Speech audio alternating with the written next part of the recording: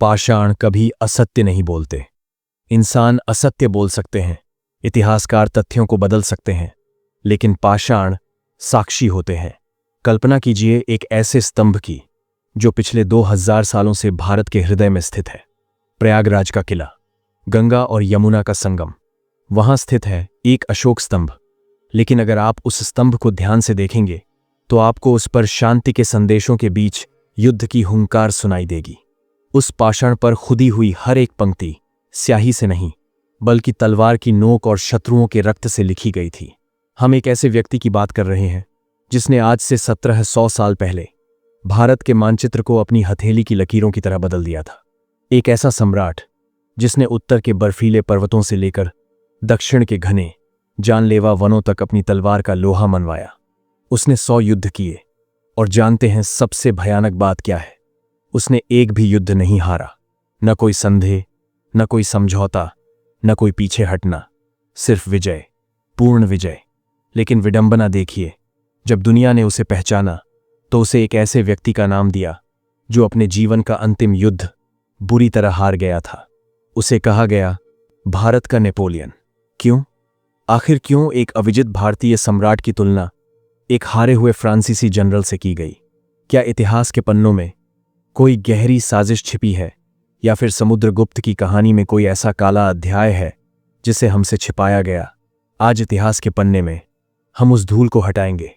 हम उस सम्राट की आंखों में देखेंगे जिसने अपने पिता के सामने रोते हुए सिंहासन संभाला था, लेकिन अपने शत्रुओं को रोने का अवसर भी नहीं दिया। हमें बचपन से इतिहास की पुस्तकों में एक वाक्य सिखाया गया है कि समुद्रगुप्त को भारत का नेपोलियन कहा जाता है। यह उपाधि 20वीं सदी के ब्रिटिश इतिहासकार V.A. स्मिथ ने दी थी। सुनने में यह एक प्रशंसा लगती है। लगता है कि हमारे राजा को दुनिया के महानतम जनरल के बराबर रखा गया है। लेकिन रुकिए, जरा इस तुलना की परतों को खोलकर देखिए। यह प्रशंसा नहीं, यह एक ऐतिहासिक अपमान है। नेपोलियन बोनापार्ट महान था, इसमें कोई संदेह नहीं। उसने यूरोप को जीता, लेकिन नेपोलियन ने रूस में अपनी पूरी सेना गंवाई थी। स्पेन में उसे मुंह की खानी हुई थी, और अंत में वाटरलू के संग्राम में नेपोलियन न सिर्फ हारा, बल्कि उसे बंदी बनाया गया। उसे एक द्वीप पर कैद किया गया, जहां उसने घुट-घुट कर अपमानित होकर अपनी अंतिम सांसें लीं। नेपोलियन का अंत एक त्रासदी था। अब बात करते हैं समुद्रगुप्त की। समुद्रगुप्त का शासनकाल लगभग 335 ईस्वी से 375 ईस्वी तक माना जाता है। 40 साल। इन 40 सालों में भारत के भीतर और बाहर दर्जनों राजाओं ने सिर उठाया। नागवंशी राजाओं का विष था, दक्षिण के 12 राजाओं का गठबंधन था, और वनों में छिपे आट्विक राजाओं का जाल था। लेकिन समुद्रगुप्त नेपोलियन की तरह किसी द्वीप पर नहीं मरा। वो अपने सिंहासन पर अपने साम्राज्य के स्वर्ण युग को देखते हुए एक विजेता की तरह विदा हुआ। तो फिर यह तुलना क्यों? क्योंकि पश्चिमी इतिहासकार यह मान ही नहीं सकते थे कि पूरब का कोई राजा सिकंदर या नेपोलियन से बेहतर हो सकता है। उन्होंने हमें भारत का नेपोलियन कहकर प्रसन्न कर दिया, और हमने बिना प्रश्न पूछे इसे स्वीकार कर लिया। लेकिन यह एक बहुत विशाल समस्या है। एक ऐसा पेच है जो इस पूरी कहानी को उलझा देता है। अगर समुद्रगुप्त इतना महान था, और अगर उसने कभी कोई युद्ध नहीं हारा, तो उसके पिता चंद्रगुप्त प्रथम ने उसे राजा क्यों चुना? क्या वो सबसे ज्येष्ठ पुत्र था? नहीं। क्या वो इकलौता दावेदार था? बिल्कुल नहीं। इतिहासकारों को लंबे समय तक लगता रहा कि समुद्रगुप्त का राज्याभिषेक बहुत शांतिपूर्ण था। पिता ने बेटे को गद्दी दी और बेटा राजा बन गया। लेकिन जब उत्खनन में कुछ विशेष सोने के सिक्के मिले तो इतिहासकार सन्न रह गए। उन सिक्कों पर एक नाम लिखा था जो समुद्रगुप्त का नहीं था। नाम था कांच। यह कांच कौन था? क्या समुद्रगुप्त ने गद्दी पाने के लिए अपने ही भाई का रक्त बहाया था? क्या वो अविजित सम्राट असल में एक हत्यारा था? कल्पना कीजिए 4वीं शताब्दी के पाटलिपुत्र की, आज का पटना। लेकिन उस समय यह दुनिया का सबसे भव्य नगर था। राजदरबार खचाखच भरा हुआ है, हवा में तनाव है। गुप्त वंश के संस्थापक महाराजाधिराज चंद्रगुप्त प्रथम सिंहासन पर बैठे हैं। उनके सामने भरी सभा में उनका एक पुत्र स्थित है, समुद्रगुप्त। प्रयाग प्रशस्ति की 4थी पंक्ति हमें उस दृश्य का आंखों देखा हाल बताती है। दरबारी कवि हरिशेन ने पाषाण पर खोदा है कि पिता ने उसे देखा। उनकी आंखों में आंसू थे, शरीर पुलकित हो रहा था, उन्होंने उसे गले लगाया और भरी सभा में कहा कि तुम इस पृथ्वी का पालन करो। यह एक भावुक दृश्य था। पिता ने पुत्र को चुना, लेकिन जरा दरबार के बाकी लोगों के चेहरों को देखिए। हरिशेन लिखता है कि दरबारी राहत की सांस ले रहे थे, लेकिन एक और पंक्ति है जिसका अर्थ है समान कुल के अन्य लोगों के चेहरे मुरझा गए थे। ये समान कुल वाले कौन थे? ये थे समुद्रगुप्त के भाई, वो राजकुमार जो खुद को गद्दी का असली हकदार मानते थे। उनमें सबसे प्रमुख था कांच। कुछ इतिहासकार मानते हैं कि कांच समुद्रगुप्त का ही दूसरा नाम था, लेकिन अगर ऐसा था तो कांच नाम के सिक्के बहुत कम समय के लिए क्यों जारी हुए, और उन सिक्कों की बनावट समुद्रगुप्त के बाद के सिक्कों से अलग क्यों है? एक डरावनी थ्योरी यह कहती है कि चंद्रगुप्त प्रथम ने समुद्रगुप्त को चुना, लेकिन उनकी मृत्यु के तुरंत बाद कांच ने विद्रोह कर दिया। पाटलिपुत्र की गलियों में गृहयुद्ध हुआ। समुद्रगुप्त को राजा बनने के पहले ही दिन यह समझ आ गया था कि तलवार की म्यान में दया के लिए कोई स्थान नहीं होता। उसने अपने भाइयों के विद्रोह को कुचल दिया। कांच का नाम इतिहास से मिटा दिया गया, उसके सिक्के गला दिए गए, और इस तरह अपने ही रक्त के ऊपर चलकर समुद्रगुप्त ने अपना साम्राज्य शुरू किया। लेकिन उसे पता नहीं था कि यह गृहयुद्ध तो बस एक शुरुआत थी। असली खतरा उत्तर भारत के मैदानों में उसकी प्रतीक्षा कर रहा था। एक ऐसा गठबंधन बन रहा था जो गुप्त वंश को जड़ से उखाड़ फेंकना चाहता था। इसे आर्यावर्त का युद्ध कहा जाता है। समुद्रगुप्त ने एक नीति अपनाई जिसे प्रसभोद्धरण कहा गया। इसका अर्थ है जड़ से उखाड़ फेंकना। उसने तय किया कि उत्तर भारत में वो किसी को हराएगा नहीं, बल्कि मिटा देगा। उसने सबसे पहले आक्रमण किया नागवंशी राजाओं पर, अच्युत, नागसेन और गणपति नाग। इन राजाओं के पास विषैले बाणों वाली सेना थी, लेकिन समुद्रगुप्त की सेना किसी आंधी की तरह आई। प्रयाग प्रशस्ति की 13वीं और 21वीं पंक्तियों में लिखा है कि कैसे उसने आर्यावर्त के 9 राजाओं को गाजर मूली की तरह काट दिया। उसने उन्हें क्षमा नहीं किया, उसने उन्हें अपना सामंत नहीं बनाया, उसने उनके राज्य अपने साम्राज्य में मिला लिए। उत्तर भारत अब पूरी तरह भगवा हो चुका था। गुप्त साम्राज्य का ध्वज हर किले पर लहरा रहा था, लेकिन उत्तर को जीतना आसान था। असली परीक्षा तो अब शुरू होने वाली थी। दक्षिण पथ, विंध्याचल के घने वन, अनजान नदियां और 12 शक्तिशाली राजाओं का एक महागठबंधन। सिकंदर भी भारत के अंदर इतना गहरा नहीं गया था। मुगलों को भी दक्षिण जीतने में सदियां लग गईं। क्या समुद्रगुप्त वो कर पाएगा जो इतिहास में किसी ने नहीं किया था? समुद्रगुप्त ने अपनी सेना को दक्षिण की ओर कूच करने का आदेश दिया, लेकिन जैसे ही वो विंध्य के वनों में प्रवेश किया, एक अजीब सी खामोशी छा गई। यह आट्विक राजाओं का क्षेत्र था। यहां युद्ध आमने सामने नहीं, बल्कि छुपकर होता था।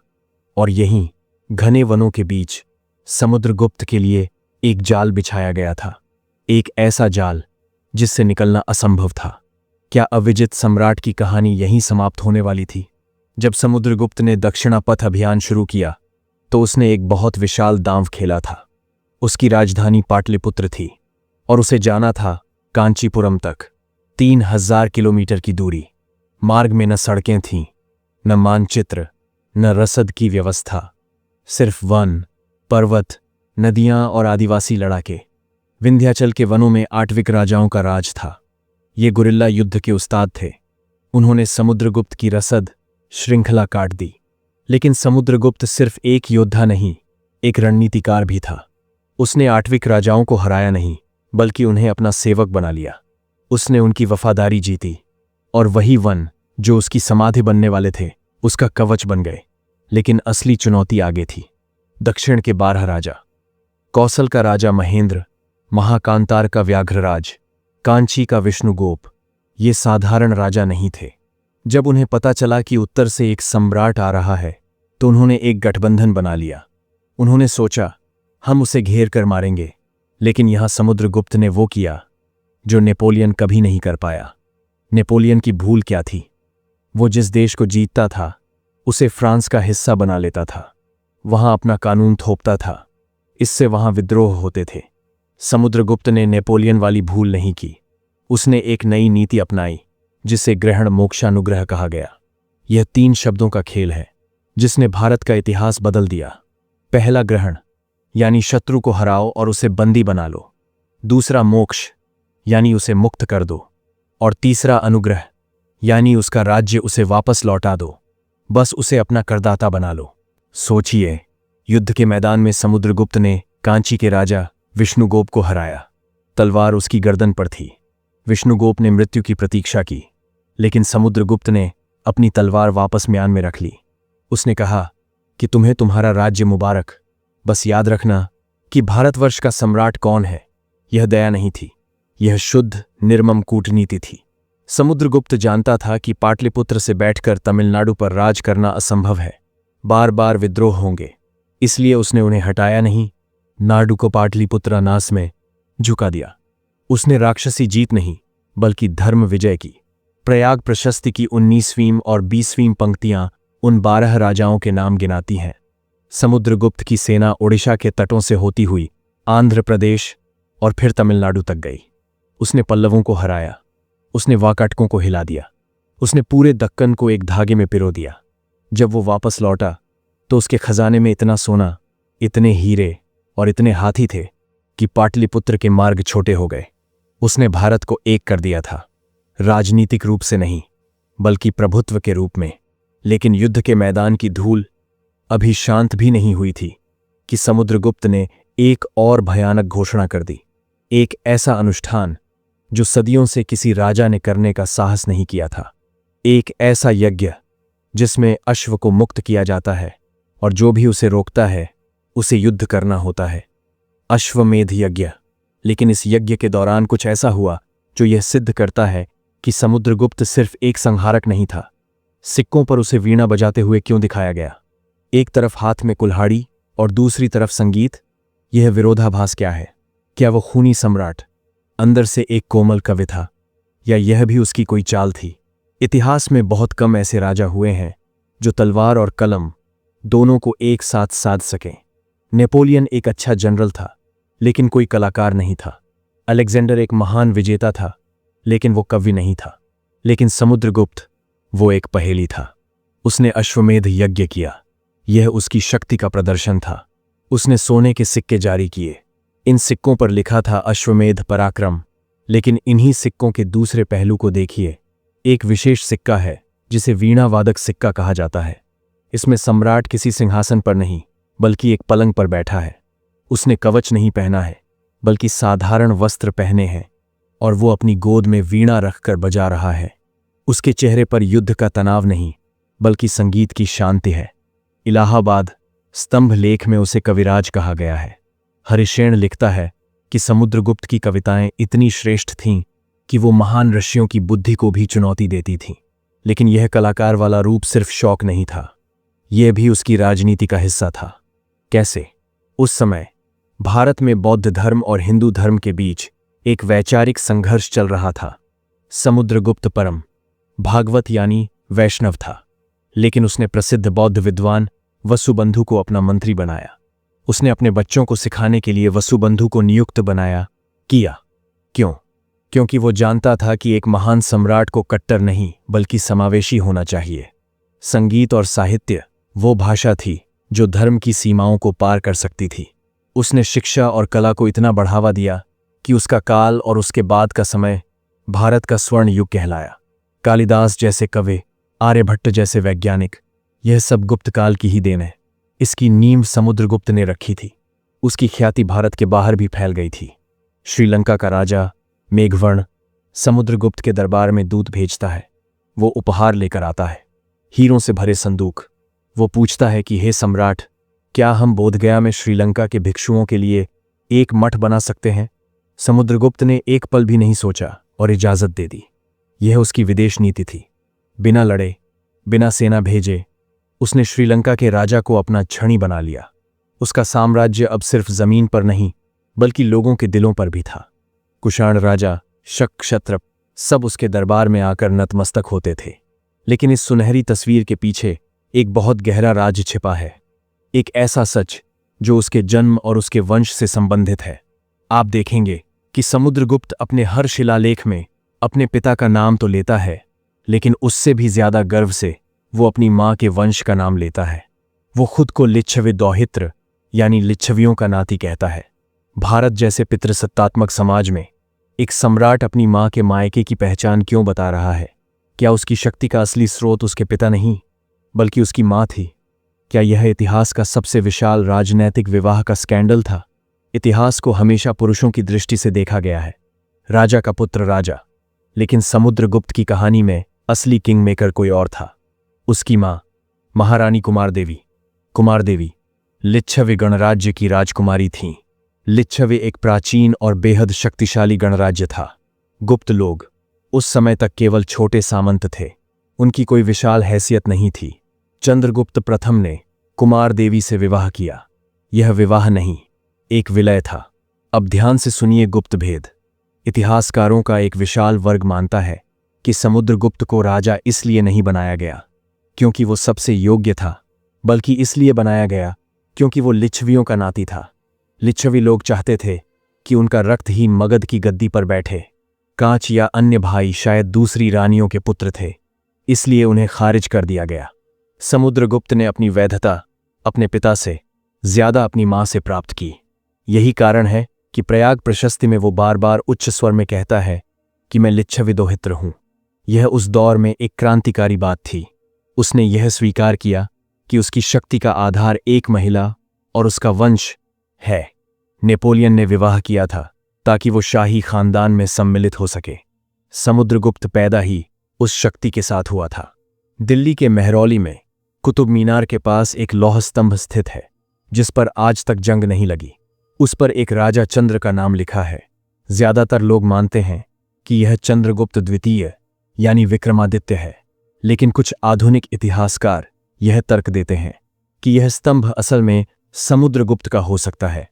स्तंभ पर लिखा है कि जिसने युद्ध के मैदान में अपने शत्रुओं की छाती पर अपना नाम लिखा, जिसने दक्षिण के समुद्र तक हवाओं को अपनी सुगंध से भर दिया।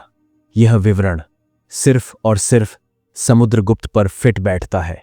अगर यह सच है तो दुनिया का सबसे विशाल धातुकर्म अजूबा भी उसी ने बनवाया था। उसका साम्राज्य नक्शे पर दिखता था, लेकिन उसका असली साम्राज्य सॉफ्ट पावर का था। दक्षिण पूर्व एशिया यानी जावा, सुमात्रा, बाली, यहां तक भारतीय संस्कृति, संस्कृत भाषा और हिंदू धर्म का जो प्रसार हुआ, उसकी लहरें समुद्रगुप्त के काल में ही उठी थीं। उसने बिना सेना भेजे अपनी संस्कृति के दम पर बृहत्तर भारत का निर्माण किया। 375 ईस्वी के आसपास समुद्रगुप्त ने अपनी आंखें मूंद लीं। उसने एक छोटा सा राज्य विरासत में लिया था, लेकिन जब वो गया तो उसने एक ऐसा साम्राज्य त्यागा जो हिमालय से लेकर नर्मदा तक और ब्रह्मपुत्र से लेकर सिंधु तक फैला था। नेपोलियन हारा, हिटलर हारा, अलेक्जेंडर को वापस जाना पड़ा, लेकिन समुद्रगुप्त वो अजेय रहा।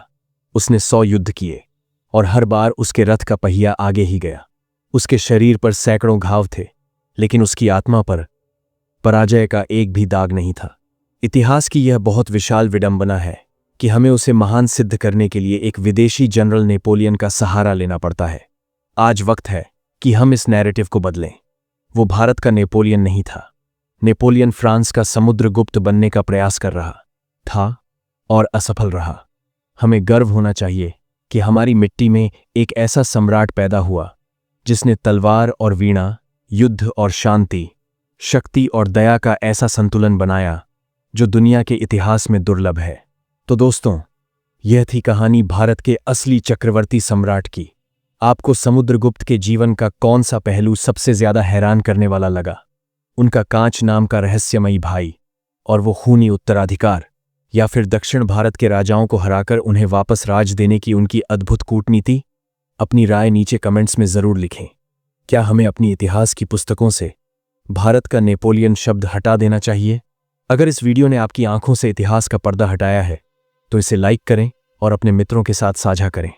हर भारतीय को अपने असली नायकों के बारे में पता होना चाहिए। ऐसे ही अनकहे, अनसुलझे और रोमांचक ऐतिहासिक रहस्यों को जानने के लिए इतिहास के पन्ने को अभी सब्सक्राइब करें और बेल आइकॉन दबाएं, ताकि जब हम अगला पन्ना पलटें तो सबसे पहले आपको पता चले। तब तक के लिए इतिहास को रटिए मत, उसे महसूस कीजिए। जय हिंद।